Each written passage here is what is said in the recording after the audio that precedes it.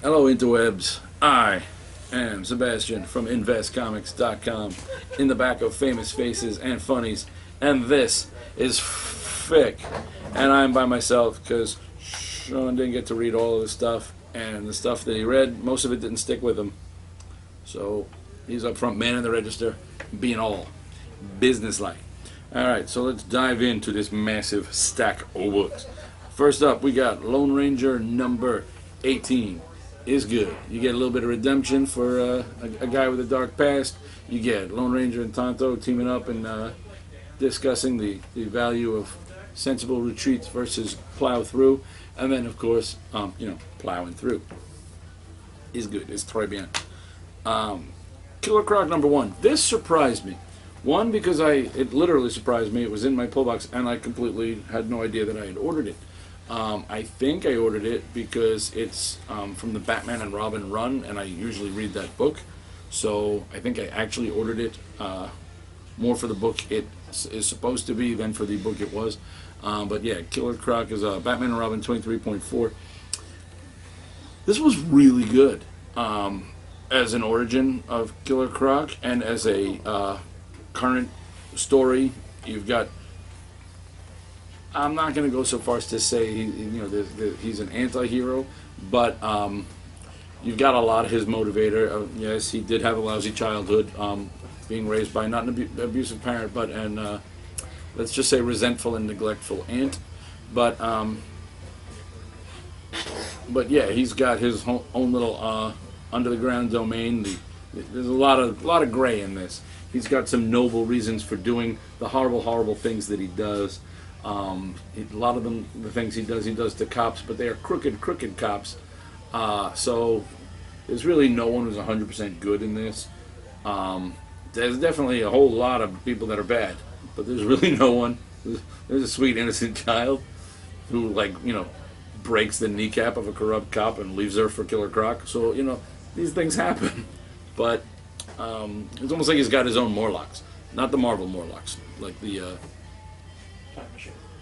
Time Machine Morlocks, but I guess they're closer to the Marvel Morlocks. They're more just people living underground in fear, and rather rallying around a huge freaking crocodile man because he's a good means of protection. But I really liked it. My voice is killing me. Wonder Woman 23.2, Firstborn number 1. This was really good. Wonder Woman is always good. Who wrote this? Azzarello. That explains why it's so in keeping with the rest of the book. Who wrote Killer Croc? That's a good question. Tim Seeley. Well, that makes sense too. I like Tim Seeley. But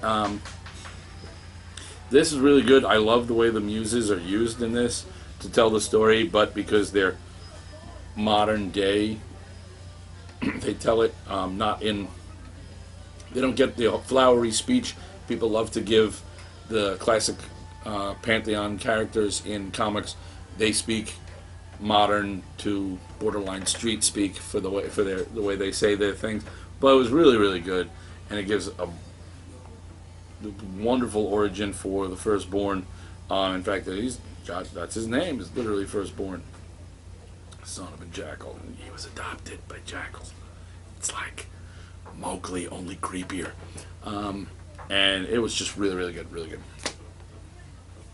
The Shadow Annual. This, sometimes you bump into your ex-girlfriend and it doesn't go well, especially if she is using an ancient Tibetan form of not quite vampirism, but we'll go with that for lack of a better term. And, so she's killing wicked people, he's killing wicked people. Neither of them are 100% innocent. It just makes for messy reunions, but they get a little emotional. Green Hornet Legacy is ending soon, and I can see why. It's gotten pretty freaking weird. Just pretty weird. I will say, Jethro Morales, aside from having a name that's really fun to say, does some great stuff in here. There's some great poses and some great shots in here that, just très bien. Jennifer Blood. This issue has no Jennifer Blood. It's got a Jennifer Blood copycat. The short saga of a Jennifer Blood copycat in Ireland. because why the hell not? And it was good as a standalone. Still kind of ties into everything that's going on, but as a standalone, this was très bien. I just like saying très bien today. Lone Ranger Annual, numero something. It just says Annual 2013. So it's Lone Ranger Annual 2013. Decent little done in one. You've got a kind of anti-Lone Ranger. Another guy with a mask, kind of inspired by the Lone Ranger, but not quite getting the full Lone Ranger message and being more dark vigilante than silent, than mysterious sentinel for justice. So it has, they don't see eye to eye, and it ends badly for one of them. I'll give you a hint: it's not the Lone Ranger. Damn. Itty Bitty Hellboy, number 2 of 5. So good. So good. With Smitty, the blue lobster that hangs around with Lobster Johnson. So good. And they can't get enough of the wearing what's-his-name's underwear as various different ornamentation jokes. That's always fun. You think Roger run around? Is he naked? I don't know. He's wearing his underwear on my head. It'll never come clean. So good. It's Tiny Titans with the Hellboy characters. What's not to love? The Wake, number 4 of 10. 4 of 10. Creepy ass mermaids taking over everything. It's like aliens with mermaids. They're trying to get away, but your place is already overrun, and there's movement all over the place, man. It's just it's crazy. You get a little bit of mythology, world history thrown in there. Always some science, and then just a lot of great art, creepy tales, and good stuff. Super number 1, another one that surprised me because I don't pay any attention when I order things in this store, and I get books all the time like, what the hell is that? Or a lot of my order forms will say things on like a number 2 that says like, can you check to see if I ordered number 1? Because I don't know. And this was weird, but it was pretty cool. It's got a character that it's got a bug themed character, so I'm happy. There's the Furious Fire Ant. That's awesome. There's Blitz is the main character. She's got some lightning powers, hence the Blitz. A guy named Streak. He, of course, is a speedster, but he runs naked. His costumes have the stripper snaps, so that when he uses his power, he goes, and he runs completely naked because he's called the Streak. There's also, instead of the Hulk, they have he's like the unstoppable Lush. There's this little guy, a little Banner-esque guy who, whenever he drinks, like they're hanging out at a bar and he's only drinking milk because he's the unquenchable Lush. Because when he transforms, there's this big glow, but then he still looks exactly like the same little tiny guy, but now his hair's a mess, his shirt, shoes are gone, and his pants are ripped, but it's still on the same little, but he's in like Hulk strength, but he still looks like the same puny guy, and he's drunk. And it's crazy. But it's not played like completely, it sounds like it should be ridiculous, but it's not played for the ridiculous. It's played relatively straight, almost like the first 6 to 10 issues of Justice League International, the original Justice League International, when there was silly things going on, but they were still doing real stuff. So it was good. I'm not saying that these guys are Giffen and DeMatteis on that level. But it's good, and I liked it. Who wrote this? It's mostly, I guess, Zachary Dolan is most of this. He's pencils, inks, and writing in that order. But it was good. I like this. Apparently I'm on the list for this because I didn't remember ordering. I'm like, did I order any others? I'm like, is this? Sometimes I get a book where I just get number 1, and I didn't realize I ordered it, so I never get 2, 3, or 4. And I never know what the hell happened. But apparently, I'm down. It's in their computer, so if there's more of this, I will be getting it. So that's good, because it was good. Rat Queens was awesome.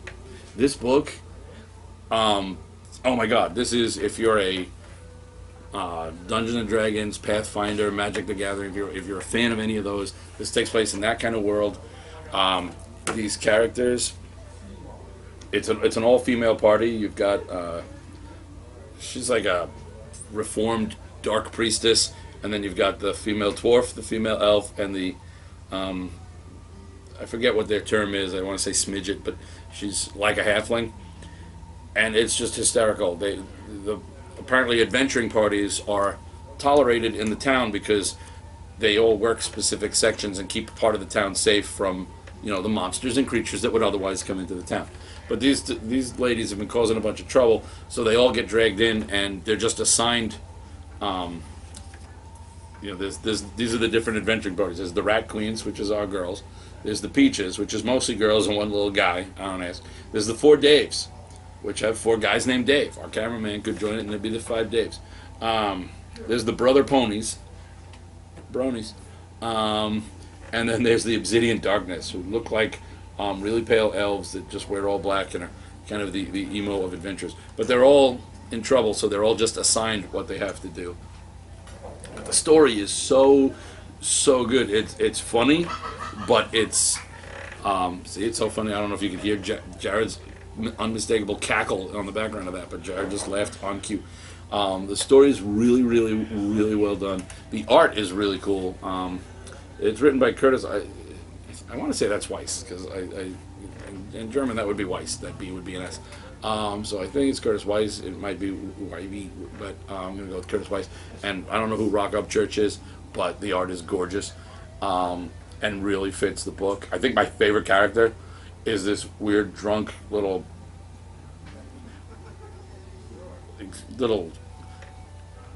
she's like, I don't know, she's some kind of halfling. She packs candy for them for lunch instead of real food, candy and shrooms. She's constantly drunk. She's at least bisexual, possibly just full out lesbian. The character herself is just hysterical. She's like this adorably impish, troublemaking, too cute for the vulgar things that come out of her, and the faces that some of the other characters make.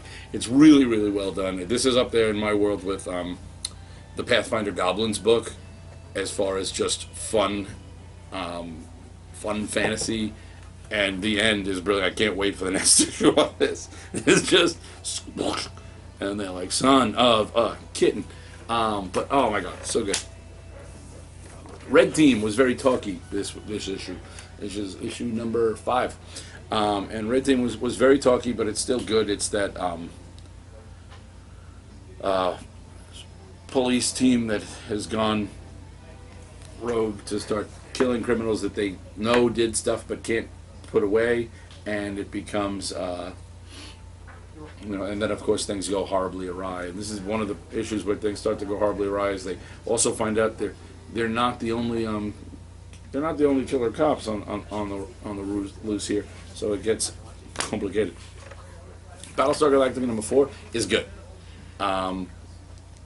It's still the alternate world. We've got our Starbuck getting very frustrated with alternate Starbuck, because he's just not the man our Starbuck is. Apollo has fallen right back into his heroic ways with his father and the team, and all sorts of stuff's going down, but is good.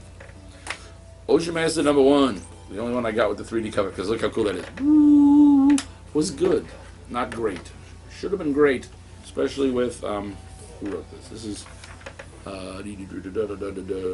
is Jeff Johns and Tony Bedard.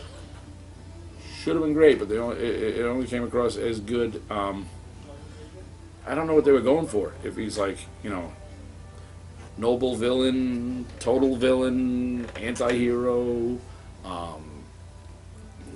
dark hero. I don't know what was. And it ends with I'm not sure if he's going back to help someone or not. I'm not. The ending wasn't as clear as I wanted it to be. I don't know.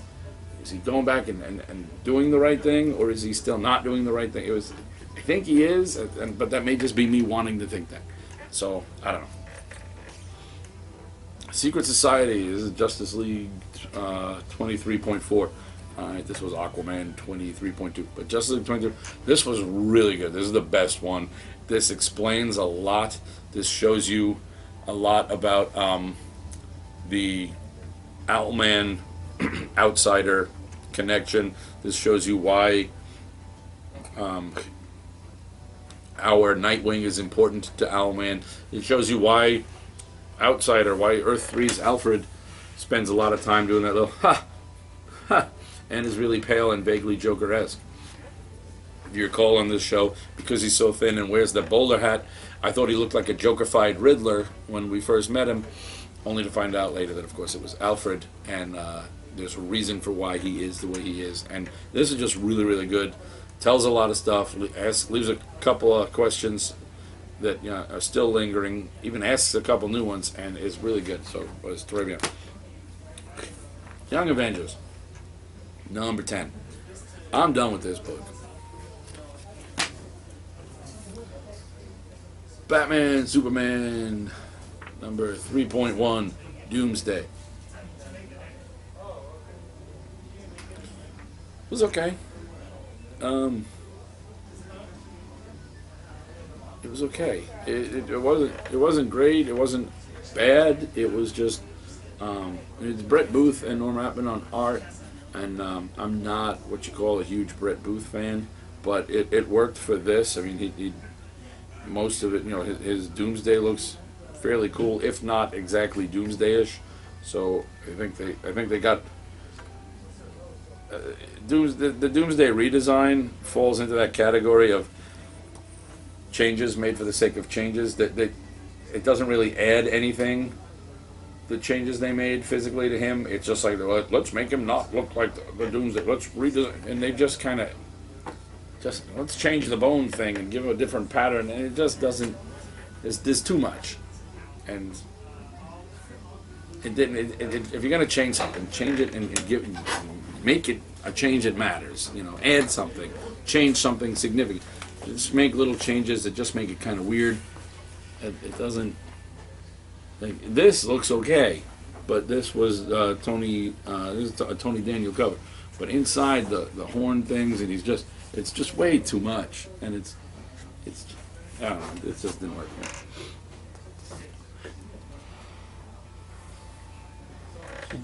All right, Justice League America 7.4, Black Adam.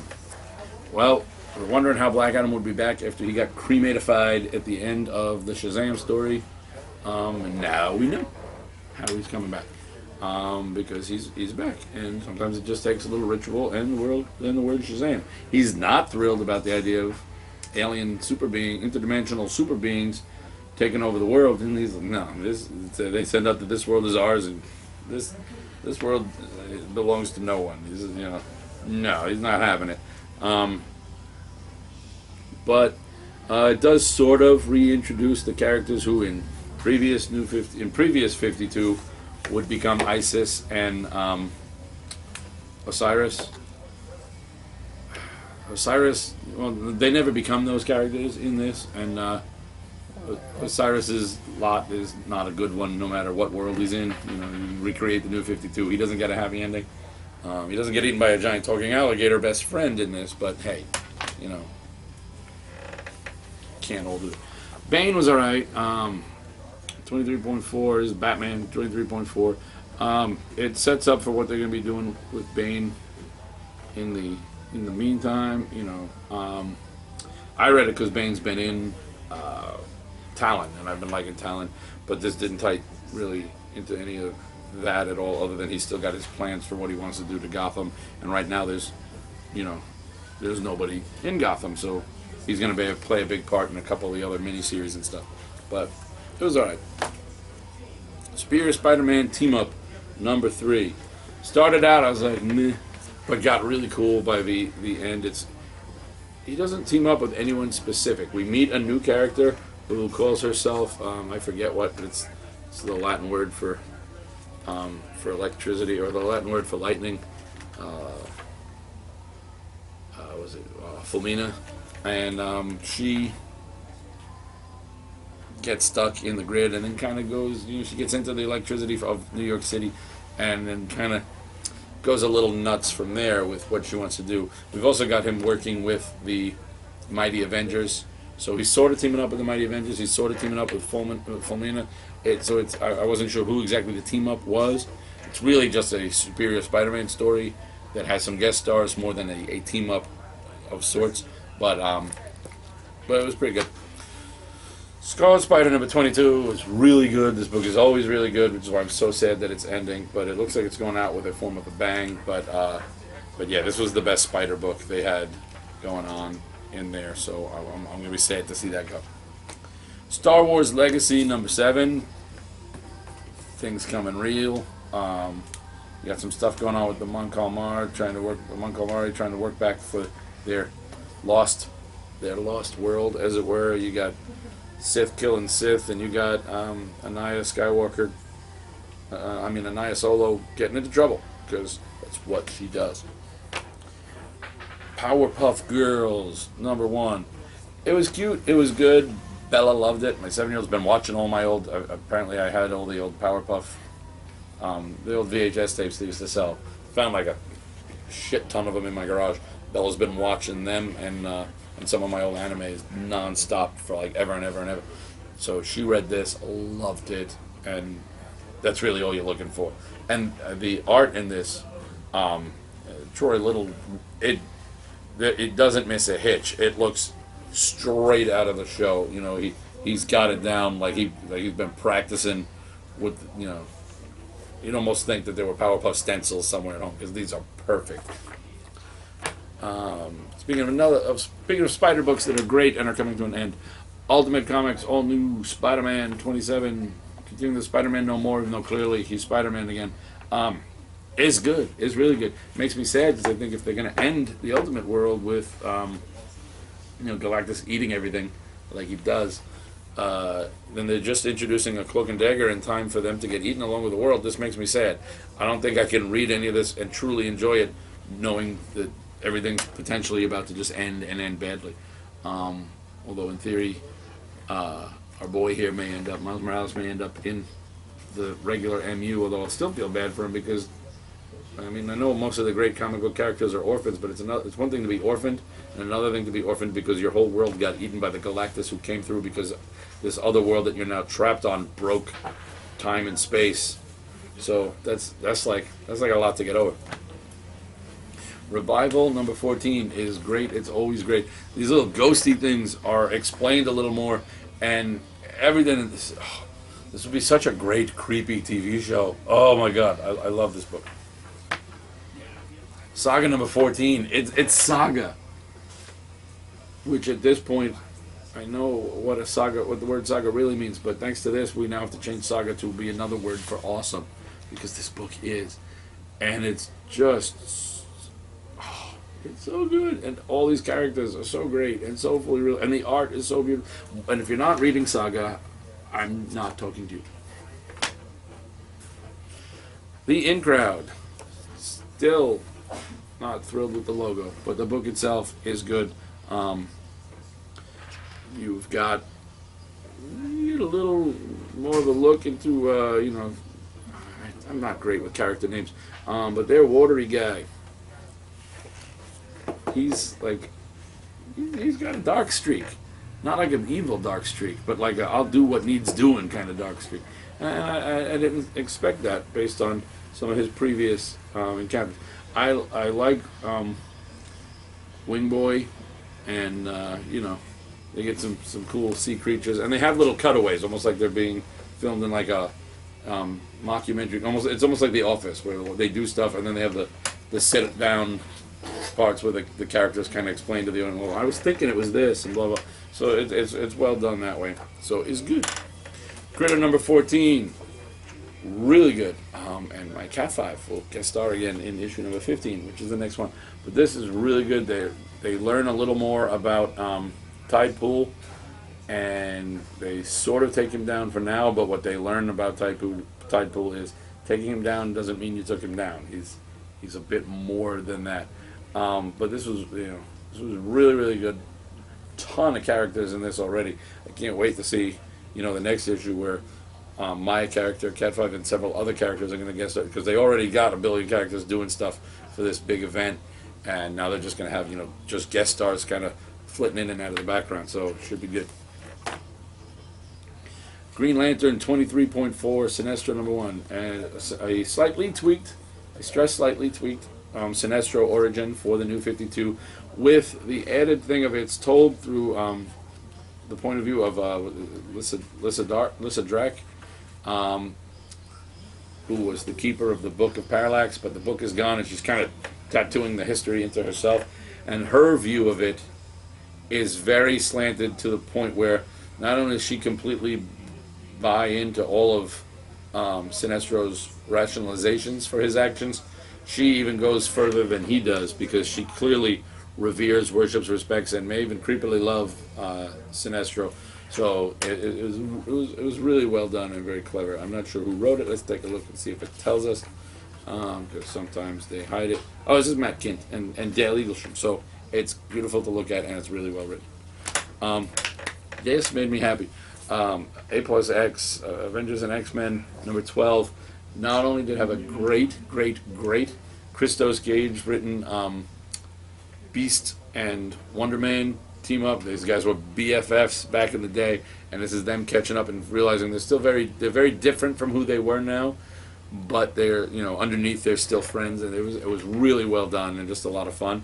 And then you get Jubilee, who at the moment is a vampire, because that happens sometimes, gets summoned in on a mission from Captain America. Why would Captain America bring her on a mission? They're going diving, and even she's like, what did you need me for? Turns out, during World War II, Baron Strucker tried to invade America with a U-boat that got sunk. Trapped at the bottom of the ocean on this U-boat are Nazi vampires. Very dried up, desiccated Nazi vampires, but they're still down there nonetheless, and their plan was to invade and just turn all of America into Nazi vampires.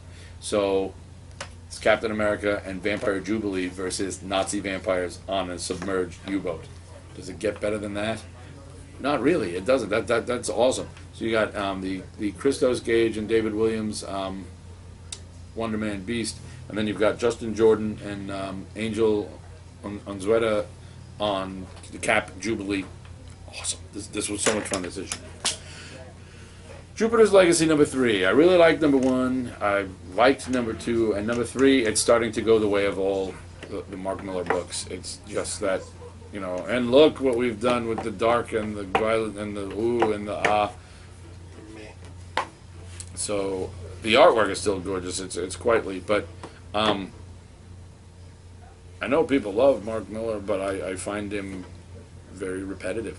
I really liked Super Crooks. The heist one that he did was really good. But most of his stuff just doesn't really work for me. If you love him, you love him. I mean, everybody seems to. I know the internet is also full of people who violently hate him. And I don't really violently hate. I just find most of his stuff to be. He's become like a caricature of himself. Of everything that he does is so over the top and in your face that he's now become cookie cutter, over the top and in your face. You can predict at what point the story will go over the top and in your face, and it was this entire issue. So there's not a lot of characters I can like, and I can't read a book where I don't like any of the characters. And there's not really. There's one character I think left that I actually really like, and for her I'll pop on to the fourth issue just to see how it's going. Guardians of the Galaxy. Even the Watcher is disturbed by Angela being in the Marvel Universe. She shouldn't be here. Like the Watcher knows. She's from Image. How badly did you fuck up the space-time continuum that you let an Image character in? The Watcher is perturbed by this. Also takes the whole team to take her down. And as much as I'm loving this book and I'm loving these characters, I haven't read any of the other Guardian of the Galaxy runs, but is that all Groot does? I'm not worried about the saying "I am Groot." I'm fine with that one. But literally every appearance he makes, he gets destroyed completely. Rocket gets a sliver. They replant the sliver. The sliver grows back. Groot steps in, saves the day, is destroyed completely. Rocket gets a sliver. Rocket plants the sliver. Groot grows back. You see a pattern? It's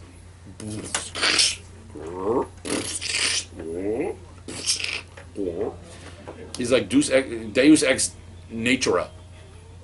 That's because there's no machine. He's just the god in the nature. Nova number 8 was good, but the real reason I was interested in it was Speedball and Vance Astros and Vance Astro, and it was good. And I like, is it Zeb Wells right in this? Yeah, and I like Zeb Wells, but unfortunately he missed. He went too far back on Speedball. Christos Gage had fixed everything about Speedball for Avengers Academy. He was a teacher. He was calmer and more respect. He'd gone through his, I was responsible for the Civil War and the death of an entire school. He'd gone through his penance part in Dark Avengers or Thunderbolts, where he was torturing himself for everything. He'd gotten back on track to being just a normal Speedball without being too silly, but without being, completely serious. This, they draw him like he's 16, and he's acting like a total goofball. He's talking back to the reality show era of, he's like, oh, maybe you know me. Of course you know me. I was on TV. There were only like 6 episodes, but they were great. He wouldn't say that because that run and those filmed live shows were where he ended up fighting Nitro and a school getting blown up, and most of his team is dead, and all those children and teachers were killed. There's no way he's going to just bounce back to, bounce back. But there's no way he's just going to go back to the, and you know me, I'm famous.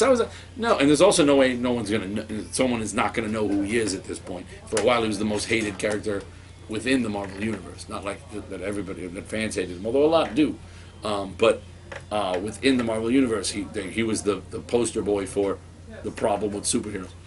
So I just think that a lot of great character growth and rebuilding was undone here. I'm happy that he's getting used because Speedball's one of my favorite characters, and I'll take what I can get. But I think a lot was missed there. Interesting. Wolverine and the X-Men number 36, Battle of the Atom, Chapter 5. Very interesting with what's going on. Not so much to be trusting the future X-Men who've come back and their version of the future, is what they try and tell us. Also, what's going on with there's a separate group of X-Men still back, and it's like a utopian future. What's going on? I don't know. Tune in next time and find out. Also, we get our first look at the much touted on the internet. You get the future version of Quentin Quire in his Phoenix outfit, which we already saw in Wolverine and the X-Men number 4 when they showed a glimpse into the future where Genesis had become Apocalypse, which is technically his destiny, but apparently they'd failed to redeem him, and Genesis had become an Apocalypse, and in the future X-Men were being led by, they were mostly made up of the Wolverine and the X-Men student kids, including a very reasonable, rational, and responsible Quentin Quire Phoenix. So this isn't exactly the curveball that everyone's like, oh, he's the Phoenix. Newsarama, they're like, he's the Phoenix. What's this mean? How did that? And people are going, oh, I can't believe they changed. I'm like, well, they showed us this. We saw that. How is this a big change? This is up to issue 36. Back in issue number 4, they showed us this. I know it's number 4 because I even rechecked the trade paperbacks at home. So I don't see the big. I see the ooh finally, whereas the rest of the world is going, what? How did I? Second and last Hypernaturals trade from Boom. All right, covering 4 through 8. I believe that's the whole series. Maybe there's a third one coming out, and I don't remember what issue this went up to. Oh yeah, this must have gone up to number 12. So there's more. Yay! But this is the second trade in this. This is Abnett and Lanning doing Cosmic. It's like a cooler than you could possibly imagine. Legion of Superheroes. It is so good. I can't stress enough how good this is. Get Volume 1, get Volume 2. When Volume 3 comes out, get that. This is amazing, and amazing. Also, it's amazing. It's gorgeous. Who's doing this? It's Tom Derenick and Andre Guinaldo handle the art. It's Abnett and Lanning doing Cosmic and knocking it out of the park. It is freaking awesome. awesome, awesome. And that is it. I'm sorry I had to listen to just me. I love you, interwebs. Not in a creepy way. Well, a little in a creepy way.